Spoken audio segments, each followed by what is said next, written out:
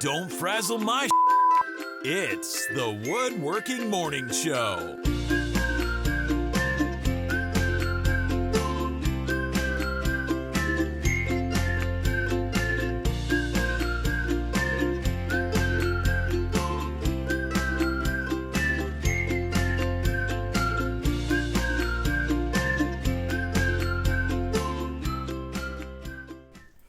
Good morning, everybody. Good morning.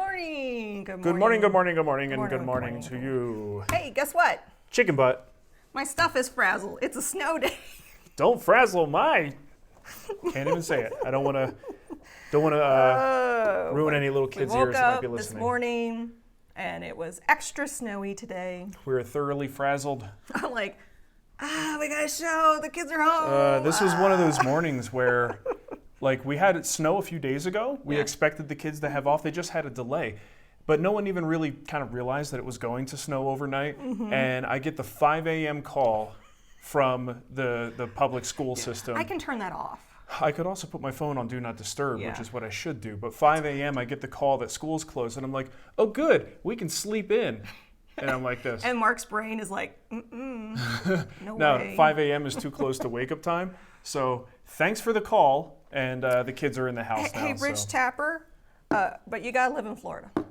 It's sunny and 60 in Florida. Oh, yeah, well.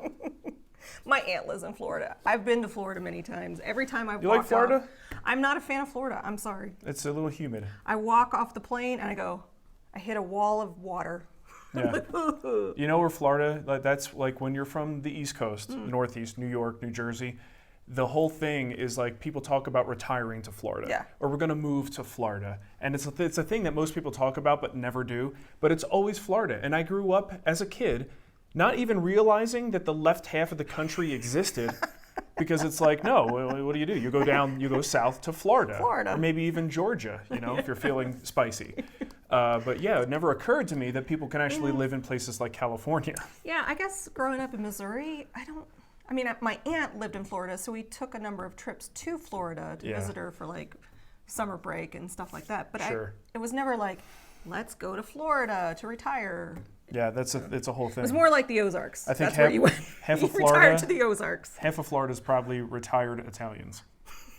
That's what I'm thinking. Probably. Okay, I guess we should start the show proper, huh? It's the morning show. I'm Mark. And I'm Nicole. Today we're going to talk to you about some woodworking stuff, maybe some not woodworking stuff like Florida and retirees. Yeah, we have a lot of Patreon questions this week. Yeah, and speaking of Patreon, patreon.com/woodwhisperer. If you want to get involved, get your show, get your show on the questions. Get your questions on the show, and there's also some real cool things that you can get at the different reward levels. I want to thank a few people who helped us out. You're a little tongue-tied. It's okay. At least I'm talking. My lips are moving, and my brain is a couple seconds behind, or vice versa.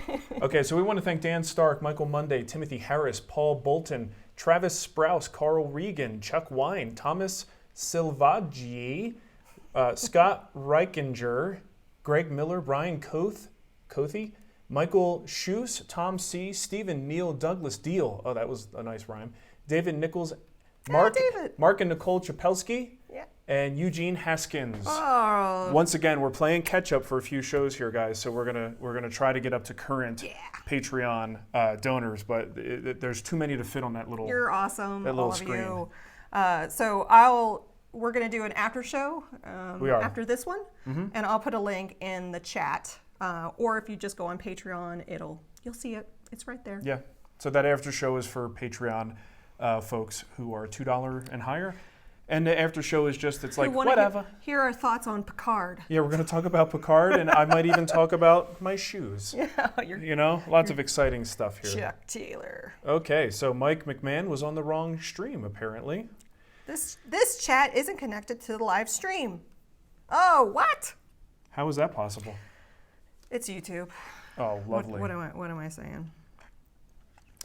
Do we have to stop and figure out something? No, we don't have to figure out anything. Can I continue with the show? You can continue with the show. All right, so let's start with a question here. These are questions that I pulled from Patreon. Someone says we have 2 streams going. Are you kidding me? So one is on like the regular live thing, and the other doesn't have the chat. I don't know, but we've had this problem before. Hey, well, it is what it is. All right, just keep going. Yeah, if we stop and restart, all hell's gonna break loose. Yeah, no, we're not stopping anything. Okay, so first question I have here is from Joe Lapolito. He says, I'm getting ready to build a 4-foot by 5-foot kitchen island out of walnut. I want to use Osmo on it, but I'm having issues figuring out their products. No kidding, dude. They're really not that great. We'll talk about that in a second. They're great, but... No. I'll tell you what. I'll tell you what's not great. The product is great. Yeah, that's what I'm not sure if I should just use their top oil or should I start with a different product and then use the top oil on top of that. It's a fairly heavy use work surface. Also, I want your thoughts on using their walnut colored oil to even out the look and preserve darker walnut color over time. Okay, so here's the problem. Some of these companies that something like Osmo was definitely a product that grew in popularity overseas, right? I think they're European, and it's a product that was used in their industry. When they bring it to America, I don't think they think in terms of necessarily, and again, this may not be American and European, it's just something that I've seen happen with some companies that are not American companies. Their labeling isn't done in such a way as to dummy-proof it for us. Because we're Americans and we need things to be laid out plainly and clearly with colors and names that make sense. Like look at the line of abrasives in Festool with handy names like Platine and Granite and Rubin. Of course you know what those mean, right? So their products are like numerical. So it's very difficult to see like what is the difference between these? And these both say top oil, but the numbers are different. I don't know. It's all very confusing to me. So I can't help you with figuring all of that out. Go to their website. That will definitely help out quite a bit. But what I can tell you is on your kitchen project, you don't have to use like Pollux oil and then top coat with the top oil. You can just use the top oil product. It is a standalone product. Just make sure you run it on some test pieces, see if you like the way it looks. Possibly if you have the Pollux oil on hand, put a coat of that and then see if the top oil on top of that looks any different. Protection-wise, you're just better off just going with the top oil for all of your coats. Nice. And as far as the walnut color, this is an interesting thing. You're working with walnut, right? And this is something that outside of this brand topic, folks who work with walnut might someday consider maybe putting some walnut dye on it. And why? A couple reasons. Maybe you want to even out some sapwood. Okay, there might be a streak of sapwood, so you want to tone that down a little bit. The walnut dark brown color in the dye doesn't really change the walnut that much, the stuff that's just heartwood, but it does even things out and makes it look a little more consistent. And over time, walnut tends to get lighter. So if you have some dye or some kind of a coloring agent on there, you might actually end up with a more even dark color over time. So I see where he's going with this. I did this with Rubio a couple different times on Jason's mid-century modern dining table. We did walnut Rubio on that, and I just finished up the Hank chairs, and both of those received Rubo Walnut. Walnut Rubio. And I did that because I have a big can of the walnut stuff.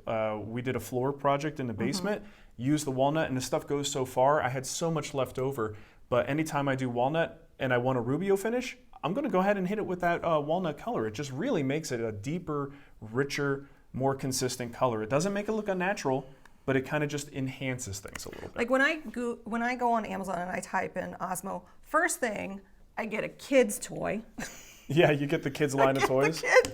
Which is, by the way, if you have a kid, those Osmo stuff is pretty great, it's pretty great, but it always comes up before the finish. Yeah. It's a little well, and that's the other thing. These products are not the easiest to find in the States. So if you say Osmo finish, but then I look and I go, okay, which one? Because poly high solid, top oil, like it's confusing. Well, look, here's two examples. There's Pollux oil high solid, Pollux oil high solid. Oh, matte and satin. Okay, that's and that's the only difference, but the number 3043 versus 3031. Yeah. Right. So just you got to look closer at the labels, and again, look at their website. You can find some core information about what the different product lines do. So which one do you use? I never know which one to link. I would probably do like Pollux oil satin. Yeah. And then he's talking about the top oil product. I would do that.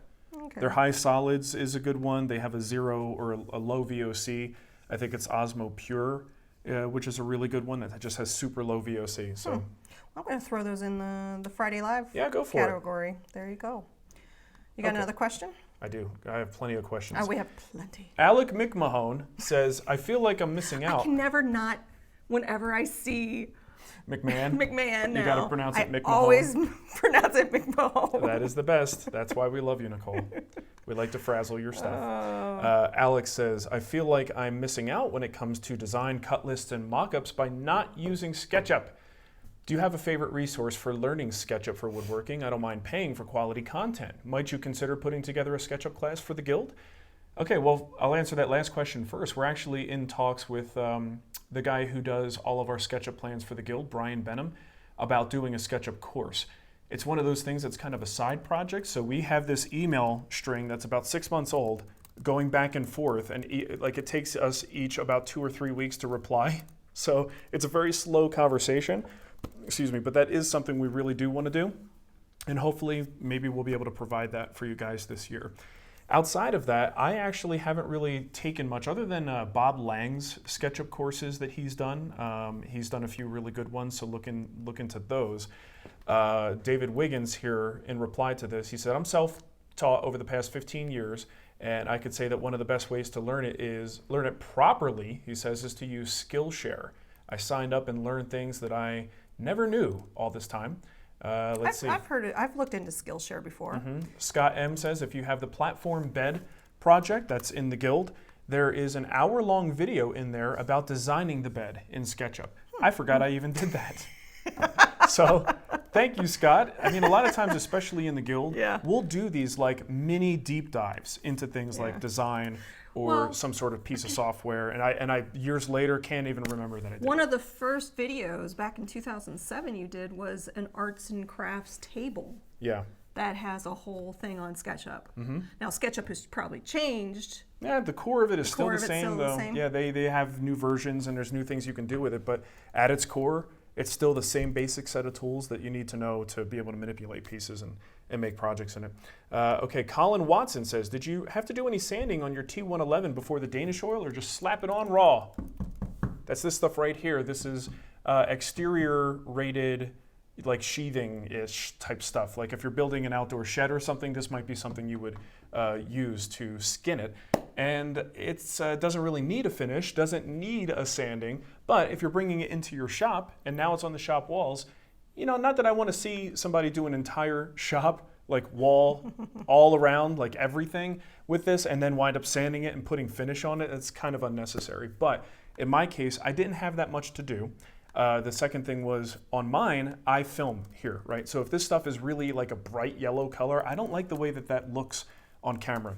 So what I did was I got some Watco medium walnut Danish oil, and I put that on here to tone down that yellow color and to make it look a little bit better and easier to clean or easier to blow dust off of. I did wind up just very rough, probably with my Rotex, the Festool Rotex, very rough, like 80 grit sanding, just to knock down the splinters and make it just a little bit more smooth, and then it accepts that medium walnut stain a little bit better. And this browner tone, just to my eyes, and when I film in here, just looks better to me. So that's the only reason that I did that. If I didn't have to film in here, would I be doing all that work for that? No, definitely not. It looks just fine. As it ages, it gets a little bit darker, but you don't need to do all that stuff. So William Forrester just did a super chat and said, good morning. Most of the pieces in the Rubo call for 8/4 stock. Is there any harm in laminating a couple of pieces of 4x4 stock together to get the pieces to an appropriate size? You said 4x4, I think you meant 4/4. Is that 4/4? No, there's no problem with that. It's just more glue ups. I find when you're doing like a big top like this for the workbench, if you have a bunch of smaller boards, that's just a bunch more glue lines and a lot more opportunity for the boards to get mismatched and slip past one another so it's not totally flat. You could make those out of 1/2-inch boards if you wanted to. It's just the amount of labor, time, effort you want to put into it, and also predictability of results. The fewer pieces, the easier it is to keep them aligned, right? So totally up to you, but yes, theoretically, you absolutely can use 4/4 to get that done. All right, got a question here from my good buddy David Wiggins. He says, oh, by the way, David. I get you a t-shirt that says, my good buddy. My good buddy. My good buddy. I got a couple good buddies, Nicole. quite a few actually. David, we split your questions up. We answer one now, and if we have time, we answer the second one. In the after show. Well, we can do it in the after show. Well, we'll answer it regardless. It'll either be, anyway, let's stop wasting time and just talk. Let's see. As we've all learned from YouTube, wood never moves. That's funny. However, I seem to be the one sad sack who always has wood move on him, in particular the white oak that I make a lot of boxes and cases from. Even after gluing everything together and flattening the inset bottom on the jointer, after just a couple of weeks, the box has some rocking. Is there a way to prevent this? Should I wait a certain amount of time after the glue up before flattening the bottom to help avoid this? Yeah, maybe. I mean, sometimes wood just does what it wants to do. A lot of times if you give wood more time to acclimate after processing or acclimation time after gluing, certainly waiting till all the moisture leaves it and it kind of just gets conditioned to the space that it's in, that might be a time. If you could do some post work on it, that might be a time to do it. But ultimately wood is wood and it does what it wants to do. So what I would probably recommend is just doing the whole stack the cards in your favor thing. I would probably make sure that I'm using quarter sawn for that bottom piece if possible. Quarter sawn is less likely to move around on you. So even if you make the whole rest of the box out of just regular flat sawn material, maybe reserve the bottom material, reserve some quarter sawn stock or rift sawn stock, and just hope that that's going to be a little bit more stable over time. That's what I would do. One from Chris Calnassi, also my good buddy. You've been promoted, Chris, to good buddy status.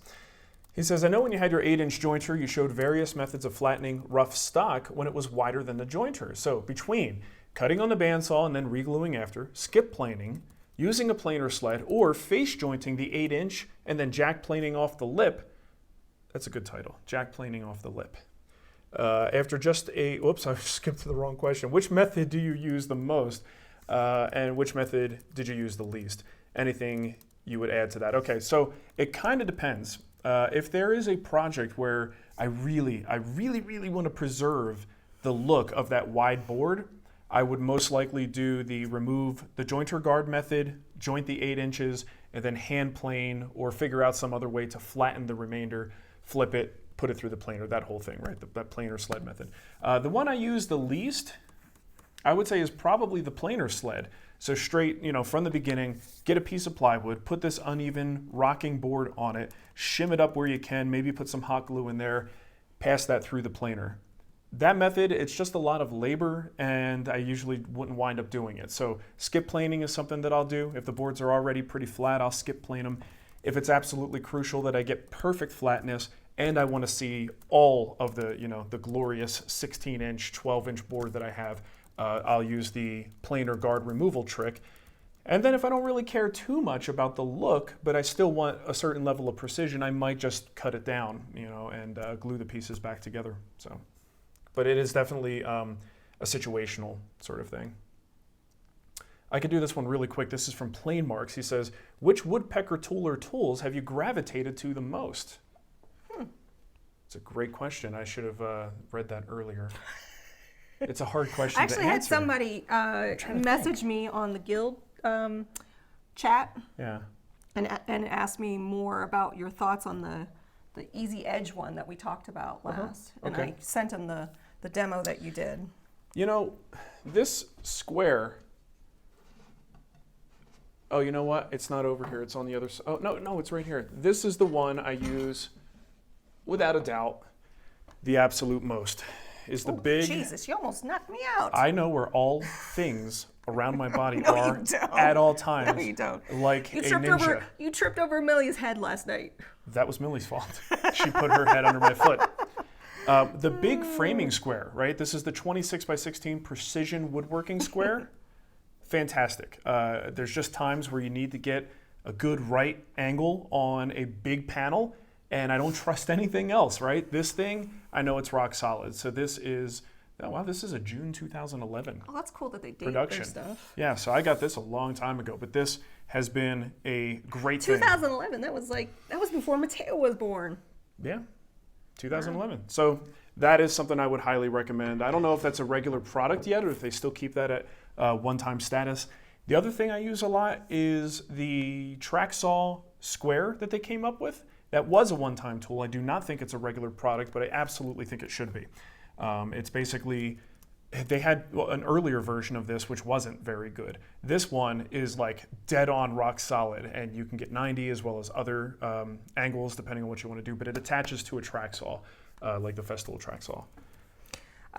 Billy Willie's Garage said, I became a Patreon today. Oh, cool. Are we able to watch the show from there? I haven't had a chance to mess with it. Typically, yes. If Mark would actually use the stream that I set up for him, that's what happened. Oh, it was my mistake. I know it was. I've been waiting because I figured it out. Yeah, no, you're absolutely right. I didn't select the right show. He just went live. The problem is, you were a little frazzled. This new setup with all of these things that have to happen. There's a lot going on to launch this show that never used to be a problem. And last week I forgot to start up GarageBand. Yeah. This week I forgot to pick the right thing. So for the after show, I will select the after show, and that will be the embed that's on Patreon. That's how it should have worked. I'm also going to. Sorry about that. Yeah, it's his fault. I've been telling everybody. Oh yeah, it was his fault. It is my fault, but Mark has a lot on his brain on Friday mornings. I understand. Jason couldn't make it in, right? Because he's got a 2-wheel drive truck. Yeah. And he goes, "Hey, would you, if you still had your Dodge 2-wheel drive, would you come in this morning?" I said, nope. only if I wanted to see what the underside looked like. And so yeah, he's not here today. So I had to get all the setup going, and it was all last minute. So I'll put a link to the after show. So we go for 45 minutes with this show, and then we have a little after show where we are more casual. Yeah. Not that we're already casual. Well, look at this. Mike S. says that the track saw guide is a regular item. He just got his. It's awesome. Nice. Well, that's good to hear. I didn't think it was. That's good. I mean, some of these that they make, some of these one-time tools, it's a no-brainer. It's like, come on, guys, just do the one-time tool and then go, hey, good news, everyone. It's a permanent item, because some of them are so good, they absolutely should be. Oh, and I didn't answer the question about the Easy Edge. Honestly, I haven't touched it since that demonstration because we've been trying to get the CNC together, and I've been in the office most of the time. Yeah. I can tell you, generally speaking, a tool like that probably isn't one that I would justify paying for. There are, to me, just too many other ways that I could address an edge on something. And that, because of the shape of the tool, it's all the way over there, so I can't grab it, but it's pretty much the same format as a medium shoulder plane. The blade distance from the front to where the blade is only useful if you have an outside edge, and you can go all the way to the corner. If you have something that's a shelf maybe and there's a cabinet side, you're going to stop short, and you're going to have to continue that manually, figure out some other way to do it, which means I'm then going with like a small block plane or just whatever, by hand sanding or whatever. But between my router and my block plane, that are just part of my woodworking vocabulary, I don't know that I would really use it very much. So, I mean, again, it's like anything with this stuff. If you see a good use for it and it seems like something that would really fit the bill in your shop, go for it. I mean, it does what it says it does. It's just a matter of how you do your woodworking, whether it's useful. I got a question here since you brought up the CNC. Tyler Burnett, have you fired up the CNC yet? And somebody asked, what kind of CNC did you get? Okay. I have not fired it up. We just got it kind of together. Yeah. The last thing we did was Jay and I. It's like, he's a good and bad influence at the same time, right? Yeah. I've hurt my back enough over the years that when I see something heavy, I'm like, all right, how do we use the cherry picker? What do I attach to the ceiling to hoist this up? Yeah. And Jay's the kind of person who's just let's just lift it up. And I'm like, seriously, you think we could deadlift this thing and just pick it up and put it on there? He's like, yes, we can. So we did. And it's on there. But I haven't had a chance to fire it up yet. Hopefully early next week we'll be able to do that. It's a small footprint. It's a lot smaller than I thought it was going to be. 2x4? Yeah. It's 2x4, and then the stand is a little bit bigger than 2x4. Yeah. So it's really not that big, comparatively speaking, and it's certainly not like the big 4x8 ones, full sheet ones. But it is a Powermatic. Obviously, Powermatic is a sponsor, and when you have an ongoing sponsor, if you want a particular tool and your sponsor has one, that's probably the one you should get, because sponsors don't like it if you don't do that. The Powermatic is definitely more of a pro level machine. In talking to the gentleman who's helping us make a CNC series for the guild, he was saying that, in that series, we probably want to have another CNC to show what most people are going to be dealing with. The way that the Powermatic works is a little bit different. But we'll show the Powermatic in there as well, but we have to, address the fact that it's, it is like an $8,000 machine. Yeah, and there's a lot of hobby models now on the market that weren't there 4 years ago, 3 years ago. Yeah, they probably were, but well, the market now is there's plenty of hobby level small kit style CNCs that people can put together and use. Worth effort had a good question. So, is Nicole more likely to use a CNC or a scroll saw? CNC probably because it has a computer on it. I'm going to say neither. Yes, neither. But if I had to pick, I would probably pick the CNC. I absolutely disagree, because as soon as you get into like V-carve, you'd be like, oh, what's this crap? I don't understand this. I'm going to go watch, what's your show you're going to watch? I'm going to go watch Lock and Key. I don't think you would enjoy your time with CNC. I don't know. Like, just because it's on a computer doesn't mean you're automatically going to like it. Maybe. If you were trying to make something, you would be much happier sitting down with a tool you immediately understand. Yeah. And that's a scroll saw. You know what I'm talking about. Oh, shnikes. Got another question? Oh, shoot. Yeah, I'm looking at the chat. Yeah, just daydreaming. Oh, that's what I do. Your game's off. Scott M. Spags. Apologies if this has been asked before, but have you thought about doing a joint project or video with Mike Farrington? I believe he's in the Denver area too. I haven't. I know nothing about Mike Farrington. I think we looked him up and we're like, wow, cool. The only time I've heard his name is when people ask me if I'm going to do a collaboration with him. I just don't have time to watch other people. I'm trying to remedy that. I'm trying to, like, once in a while, make time, like on a Friday, to sit down, fire up the YouTube app, sit on the couch, and just see if I could, see what's in my feed. So unfortunately, I don't know much about him. And I think more importantly, time. I just, I barely have enough time to come in here and do this show. And I'm so frazzled, like Nicole. You're so frazzled today. That collaborations are really low on my list of things. It takes a lot of work to do. We almost collaborated with Cuckoo Kangaroo. Like anyone cares.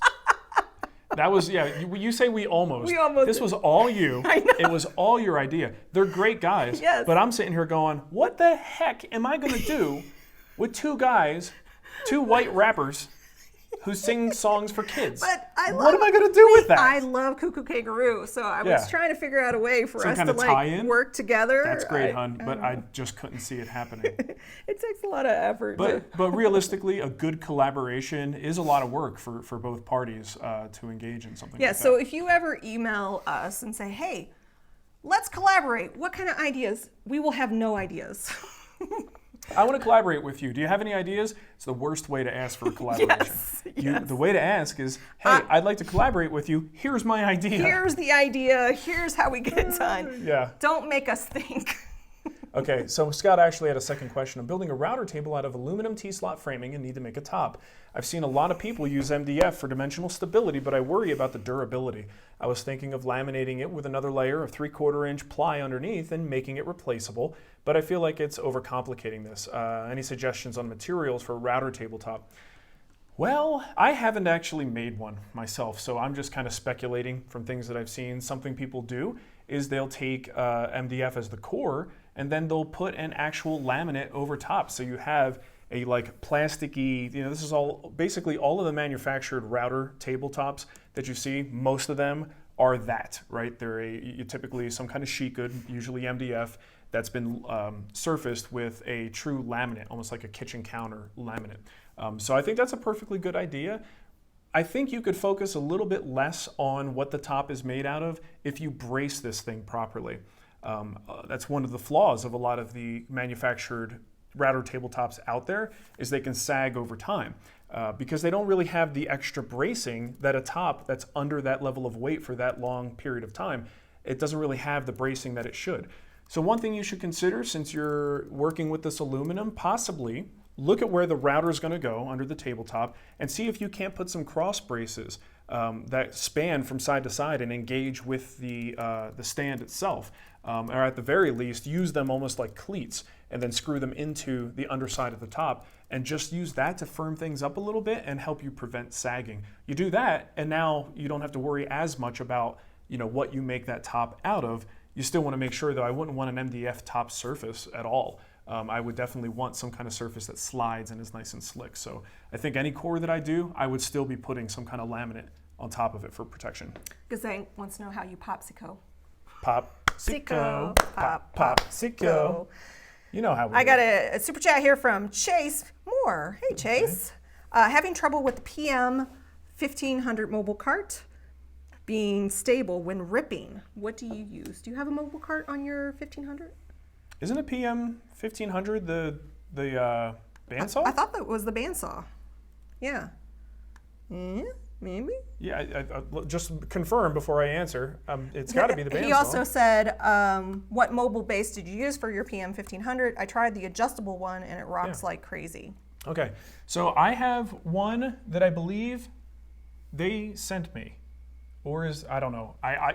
Here's the reason I don't know. Mine's not a problem. It is a little bit like if you push on it, there's some mobility there. It's not absolutely stable. I don't remember. That's the problem. Okay. I may have put one on there. It is adjustable because I've got pull pins on there, but I don't know if this is one that came with it or if this is one that I added as an aftermarket. Either way, though, it's stable enough that I'm not worried about it, and I haven't even thought about it. The only time I even think about it at all is when I need to move it away from the wall and I have to pull it forward and push it back. But there is a little sense of instability there, but not enough to worry about. So I'm pretty sure, though, that is one that came with the saw or was shipped with the saw. So that's not a great answer for you. Sorry. We got a nice super chat here from, how would you say his name? Hager Shiner? Hager Shiner? Hager Shiner? Yeah, sure. Yeah, Hager. Oh, he pronounced it for me. Coming off a 9-month YouTube hiatus and now binge watching the Mark and Nicole Variety Hour for the past 4 days. Oh, geez. That's gotta be, that's a lot to take in. What are your initial impressions of the PMV11 blades? They're great. Yeah? Like them. Love them. What's a PMV11? It's a steel, they're right behind me here. It's a steel that Lee Valley produces. Actually, I think that's one of the regular, no, this is, you can't, it's not like you could look at it and see the difference. It's just a different steel. It's PM V11, and they supposedly last a lot longer. They're more durable, and in some cases, easier to sharpen. All around, a great steel for people who are getting into the hobby and don't want to fuss too much with their blades. So far, I love them. I haven't done a lot of hand tool work in the past couple of months, so I haven't used them extensively, but my initial tests and fun times with them have been really good. You've been working on that sled and that steam bending. Yeah. Hey, we got a new video out. Premiered yesterday. Yeah. The Adventures in Steam Bending. Steam bending. What is going on with that shirt? I don't know. When Cremona was here, we were doing the little step stools, and we had that really heavily figured, not mahogany, sapelli. And Cremona decided he wanted to test out the PMV11, and both the smoothing plane and the jack plane, perfect smooth shavings, even on a very temperamental grain. So I was super excited about that. So yeah, and then you're going to be releasing the sled video. Next week will be the sled video. Soon? Next week. That's the next one. I'm waiting on the edit to come back, but it should be there next week. Okay, Mike. Yes, Mike Davies. Mike Davies! Hey guys, thinking about my first solid wood case construction and the door panels in particular, how much room would you leave for expansion in a frame and panel door that's about 14 inches wide? Would you glue the middle and let it expand on both sides, or just let the whole thing float? Most of the time, if it's like a really big panel, I do like to immobilize it.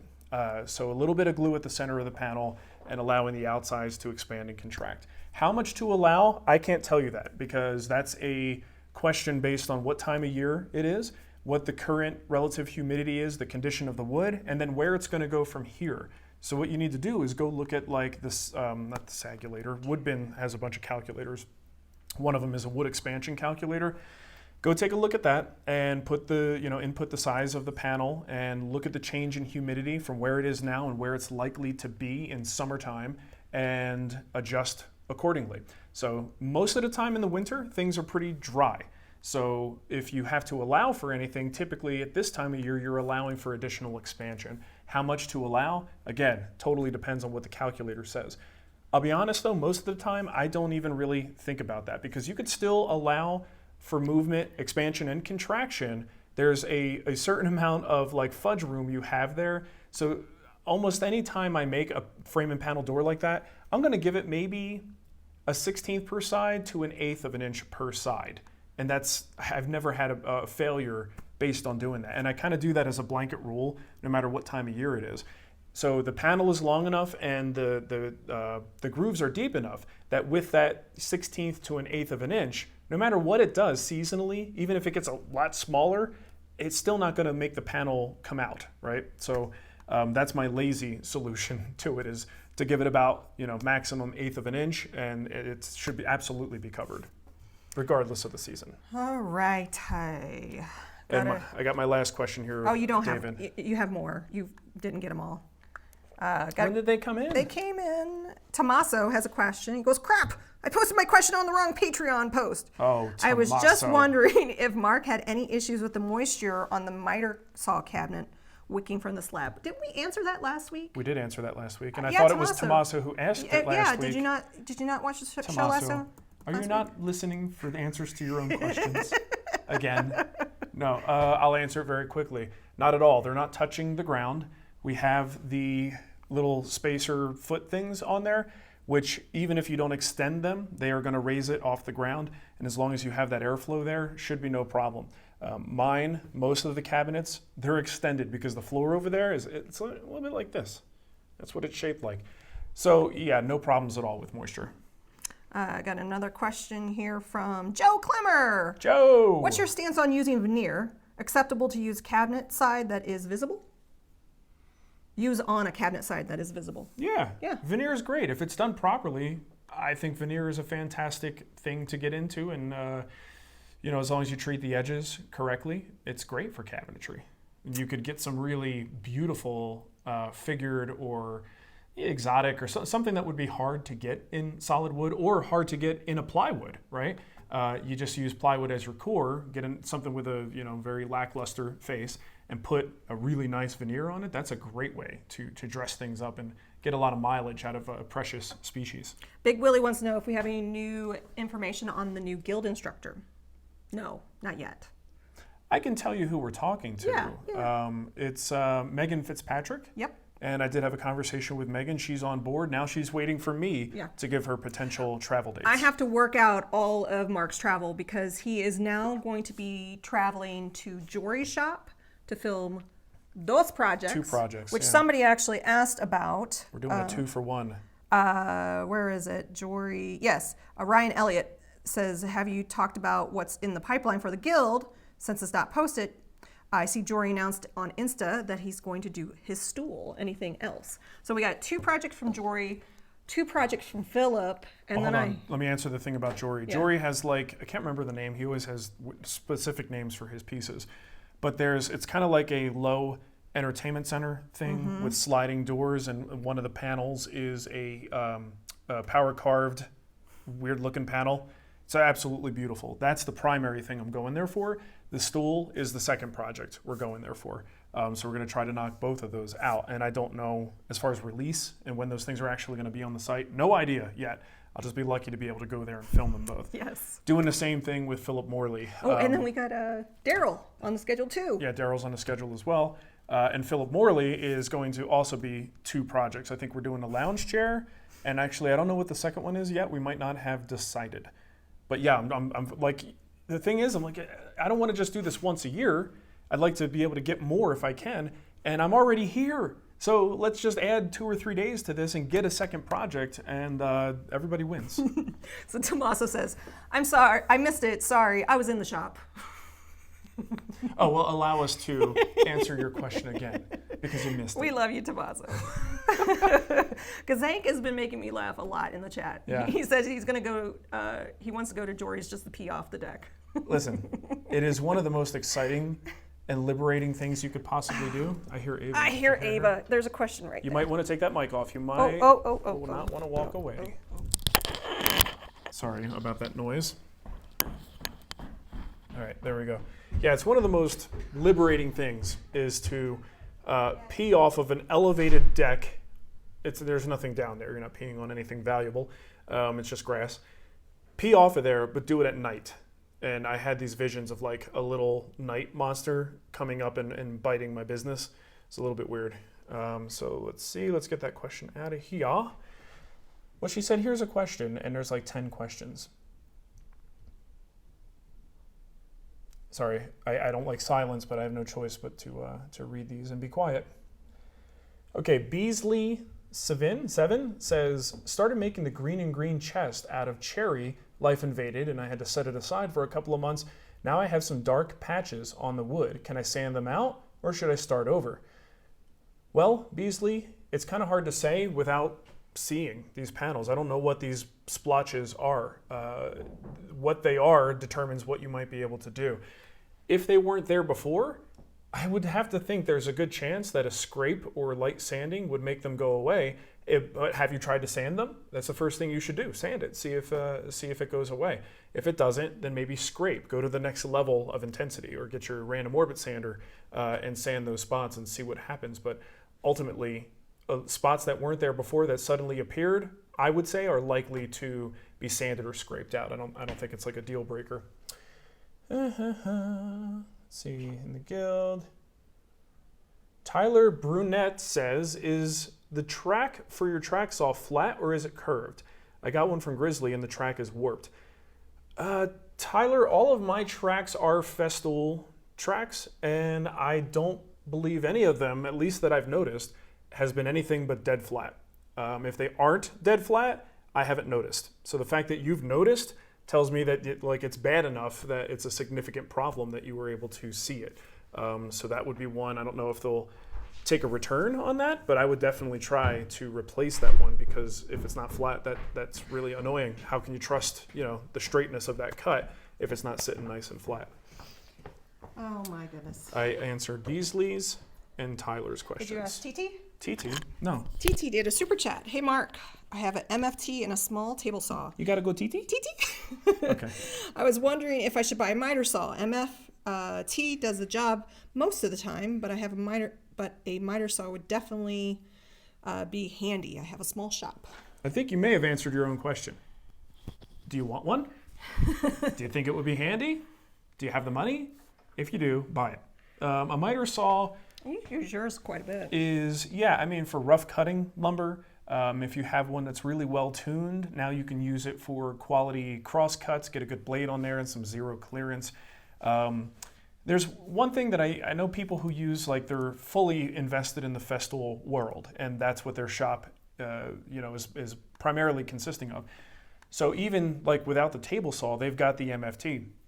And that's where some of the shortcomings come in. For me personally, where I would want to gravitate away from the MFT if I had the choice, and crosscuts is one of those things. Rips are another one of those things. And I mean crosscuts as in, short, solid wood crosscuts, right? Rips. Obviously, the MFT excels at crosscuts in panels and things like that. But when you're dealing with those solid wood pieces, the miter saw, the table saw, overall, if you have a home and you do any DIY projects, that's where the miter saw is going to help too, right? So I don't think it's absolutely necessary. You have two tools potentially that you can do cross-cutting on, but you'll find their limitations as soon as you start to do something like molding or baseboards. You start to want to do anything that has like mitered angles. Well, you could definitely do that at the table saw, but I way prefer to use a miter saw for those things. Todd Tidwell wants to know why you changed your miter saw. Why did you change your miter saw again? Sorry if you answered this already. I have. It's okay. Many times. It's okay. Todd's busy editing our video. He is. He doesn't have time to watch this crap all the time. He can't keep up with you. I can't even keep up with you. I can't even keep up with me. Yes, I did. Dust collection. I did change it for two reasons, both of them having to do with having a employee here. One was dust collection. Jason doesn't often wear his respirator nowhere near as often as I do, but he's a big boy and he can make those decisions for himself. He does most of my rough cutting, so he'll be over there at the miter saw just making a couple of quick cuts, and I'm like, I'd really prefer it if that thing was collecting more dust. Secondly, as much as I like the simplicity of the old DeWalt, it was a 2 flipper, right? A lot of things that were more than maybe 8 inches in width, 6 inches in width, you'd have to cut them twice. So you cut it, flip it, cut it again, and now your piece is released. And I'm watching Jason do that, and I'm like, this is almost asinine at this point. Like, I had the DeWalt to prove a point, and it worked very well for probably a good year, year and a half. Yeah. But the only reason I was keeping it was because of the principle of that you don't need a really fancy miter saw, right? But then I'm watching Jay do all this extra work, and I'm like, this is dumb. I'm just going to get the new Capex.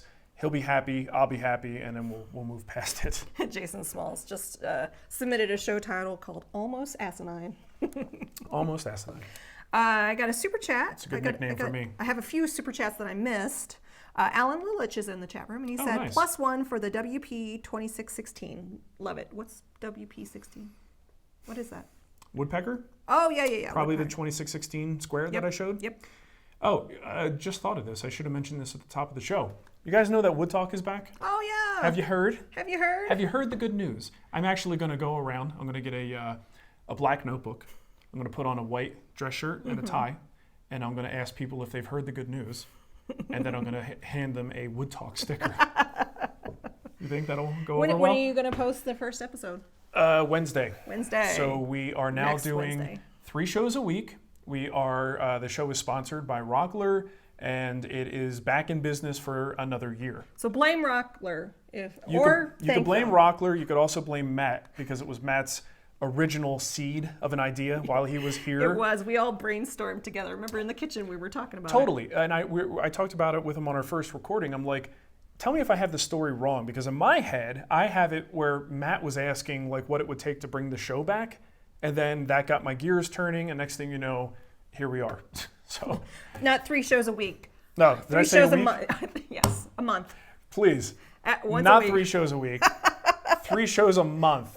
My bad. Holy crap, that would be... You would not ever... You wouldn't do anything else. I would have to cancel this show. Yes, we would have to cancel That's this for show. sure. So yeah, 3 times a month, 36 shows. That's our contract with Rockler that will take us through January of 2021. What happens at that point, I don't know. We'll address that when the time comes. Cross that bridge when we get there. We got 1 more year. Yeah. And so if you're subscribed to the feed, stay subscribed. Go to woodtalkshow.com if you want to get all the links and stuff and an RSS subscription. But Wood Talk is still in pretty much every place that has podcasts. Yeah. So just look it up in a directory and you should be able to find the feed. Yeah, it's going to be awesome. There was actually a question relevant to a show I know you're going to do on Wood Talk. Jeremiah Patrick says, I'm thinking about taking leave and doing a 6-week course at the Vermont Woodwork. 2 weeks. 2 weeks. Vermont Woodworking. Have you heard anything about the quality of education and skills you get there? Nope. I only thought about Wood Talk because you're going to have classes. We're going to have on the 3rd show for this month, we're going to have a talk about taking classes, what to expect. What to prepare. Just to set your expectations properly for what it's like to take a class and what they typically end up being. So for this particular woodworking school, no, we don't have any. I don't have any experience with the Vermont Woodworking School, but it's in Vermont, so they probably know a lot about woodworking there. Maybe. It just sounds like a place to learn woodworking, right? They have trees. Did you answer Nick Silva's question? What's his question? Nick Silva has a question in. He said after show. We'll ask. We'll do this on the after show. It'll be talking about social media. We don't need to talk about that here. Okay. Righty. And then I do have a couple of empty super chats. So if I can find them. Oh, people did a super chat but didn't ask a question? Well, Brian Glasspool, if you have a question. I was scrolling, but I didn't see it. They'll put it in the chat and Go ahead we'll miss and it. throw it in the chat, and I'll grab it. And also Robert Price did a super chat. So thank you both, Robert and Brian, for those super chats. If you do have questions, I missed it. It went by too fast. So post it again, please. Wood Talk Reborn. Woo! Yeah, and the thing is, the show, we're going to be a little bit more focused on it. Not a huge format change. It's still 3 goobers talking about woodworking. But we want there to be a little bit more focus, like a main focus of each show. And I'm so torn. I'm torn about the titling. I love titles like Cool Your Balls, Feed the Ashley, like ridiculous titles like that are so much fun. The problem is, you know what the problem with a ridiculous title is? It tells you nothing about what we're going to talk about. Well, we used to do that on Wood Whisper videos, and we've gone back and redone Oh, that was those. a long time ago. Yeah. I mean, funny titles are cute and all, but if you're looking for people, you got to think down the line. Look how many people go into that archive. Wood Talk Booty Call. And there's like 460 episodes. Yeah. And they have to go through this, and if they look at the titles, they have no idea what they're in for. And that's fine. It's okay. But ultimately, I think the organizational side of my brain really, really wants a title that explains what the heck that episode is about. Yeah. So I think people are going to think that it was Rockler's influence that caused that, but it's not. I actually had a conversation with them. I said, before you guys commit, you do know that we kind of get a little bit off color, right? Like, that we talk about things and say things and title it with lots of innuendo and weird and like, absolutely no problem. So they don't care at all. This is me doing an organizational thing. Kevin Hahn wants to know, do you know if Rockler is going to do any tracking on referrals from Wood Talk? I'm happy to tell the local store I came in because of the Wood Talk sponsorship. I don't know if they have a way of doing that in store. Yeah. That's a tricky thing for them to do. Certainly all the web-based stuff will likely have, our affiliate code attached to it, so you'll be able to get recognition that way and give us credit. But you know what? If you go into the store, go ahead and mention it because they are doing signage in the stores. Oh, yeah, that's right. And they ask for pictures of us, and they're going to do I don't know exactly what they're going to do, but like in their flyers, they're very happy to be sponsoring the show. And you might, in your local Rockler store, see a poster about this new thing with the three of us. I'm like a little bit speechless about that. That's pretty freaky. So they may know what you're talking about. It can't hurt to just be like, oh, hey, I know those guys. I don't know. We'll see. It's going to be kind of cuckoo. I think this is the second time I've seen this question. I don't have a good answer for him, but I feel bad. I don't want him to think we're ignoring it. Aaron Allard says, why does wood conditioner give an orange tone to the stain? I don't really know, Aaron. I don't use wood conditioner much at all. And also wood conditioner means quite a few different things depending on the brand and its makeup and what type of material it's made from. So I don't know which one you're using or why. My guess is maybe you're trying to stain like a light colored wood, like a maple and or a pine or something. And maybe this material is an oil-based material. So when it goes on, it's bringing that color of, it's probably got some oil in it that's making it a yellowish orange color, possibly, but I don't know. I don't know enough about what you're using, and I don't use the stuff, so I don't have experience with that product. Mm-hmm. But I didn't want to think I was ignoring his question. But will Cremona cut his fro for the Rockler photo? No, he still looks like a shaggy, like the lost member of Flight of the Conchords. What question? I don't know what you answered in my list here. Did you? I told you I answered Beasley's question. Okay. And Tyler's question. So Ryan, have you talked about what is next? Oh, we've already done that one too. We're over time, by the way. Oh, so. Scott K wants to know, are you guys going to do another evening beer show again? I'm guessing it would be an after show for that as well. Yes, we probably will. Yeah. When, I can't say, because we have to get a babysitter for Well, your that mom's sort going of to be in town. I think we should do it next Friday. Okay. Next Friday evening, we'll do an evening show. Okay, we'll do one next Friday. Yeah. That's fine. Yeah, if we've got help, it's a no-brainer. We will not be doing an after show on an evening show. Right. Because the whole thing is kind of all that thing. I don't think we'll... Yeah. I mean, I don't think so. I don't think so. Usually that time of night, it's probably going to run long. I think for the evening show, it'll be like the after show is part of. Yeah. You know what I mean? Yeah. Just kind of makes sense. Yeah. Otherwise, we're going to be out here till like 10 o'clock. You want to go inside yet? No. Just keep Your going. mom's good. Keep going. Eventually, the kids will pass out. All right, let's do one last question. Do you have one? Yeah, don't do that if you don't have something queued up. I don't. I thought you might have one. Oh, you know what we do need to do? I need to pick my winner from the questions that were dropped on the Patreon Pick post. a winner! So I had a total of 13. Okay. But no duplicates. Okay. So even though I think David Wiggins was answering people, I only do 1, 2, 3. Oh, you don't. Replies to other people's questions don't count? They don't count. So random.org gave me result number 1. Oh, number one. Number what one. What are the chances of that? So my number one, the first person to ask me a question in that post was Joseph. Joe Lapolito. Joe Lapolito. Oh, sweet. Joseph, Congrats, I Joe. think I have your email. In fact, I think I'm talking to you right now through email. So I'll reach out to you, and you can pick your guild project. Andrew, the first episode of Wood Talk comes out on Wednesday. Look for that on Wednesday. Next Wednesday. And I think we're going to try to get on a schedule where we'll be the first 3 Wednesdays of every month. The last Wednesday will be we'll call it a bye week. Little sports reference for you there, Nicole. I like the sports ball. I hate that term. It drives me nuts. It drives me nuts. It's such a condescending term. So Who is this? What's your name? She sounds hideous. Isn't that insurance commercial? I think it's an insurance Let commercial. people like what they like. Yeah. You don't have to demean it. Okay. All right, so I think that's going to do it for this show. I promise to click the correct embed for the after show. Once again, if you want to hear us talk about a bunch of nonsense, very little woodworking, make sure you're a $2 or higher subscriber on Patreon, and we're going to start that show momentarily. Because I got your reference. It was Jake from State Farm. Yeah. Hi, Jake from State Farm. Well, she sounds hideous. Right. Alrighty, we're good? Yep, Okay. we're good. Go to I post the link in the show, in the chat. Click on the Patreon link.